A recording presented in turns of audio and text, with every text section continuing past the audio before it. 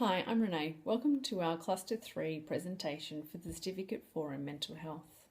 Within this presentation, we'll be working through 4 units that are attached to Cluster 3 and having a look at each of those units in a little bit of detail. As you know, there's a quiz, forum, written assignment and a workplace assignment for this cluster.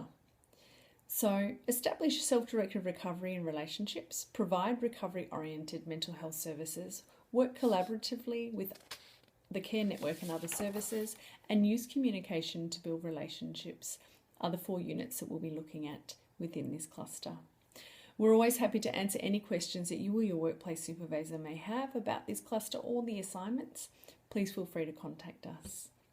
So, establish self-directed recovery relationships describes the skills and knowledge required to promote the principles of recovery-oriented practice and to establish and confirm self-directed recovery relationships with people with mental illness. The unit applies to work with people living with a mental illness in a range of community services work contexts.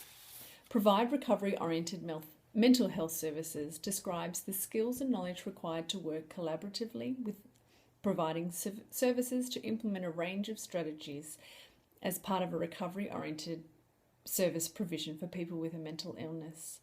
The unit applies to work with people living with mental illness in a range of community service work contexts. Work collaboratively with the care network and other services. This unit describes the skills and knowledge required to work collaboratively with the care network and other potential services for a person with mental illness. The work provides a recovery-oriented practice approach involving a variety of health and community service professionals working collaboratively with the person and their care network. The unit applies to work with people living with a mental illness in a range of community services work contexts. The communication to build relationships.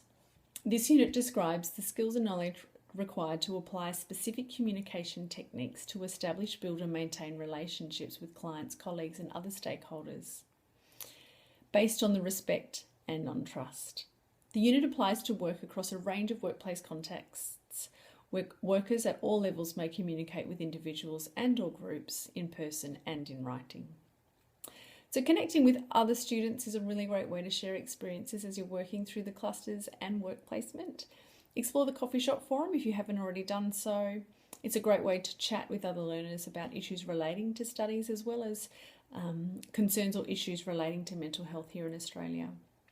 Additionally, Facebook is a really great way to connect and keep in touch with teachers and with learners and to read interesting posts and information that we may add to our page. Before you make a start on the assignment, we suggest that you work through all the the resources and make any notes in the written assignment before you actually make a start there. You'll be required to complete all sections of the written assignment before submission. They all need to be uploaded at the same time. And we're here to assist you with any assignment questions that you may have. Have a look for any of our online sessions that we may offer for this particular course or cluster. And email and forum are a really great way to keep in touch with us as well. So we hope this presentation has been helpful in getting you started in Cluster 3. Please feel free to contact us if you have any questions. And thanks for watching.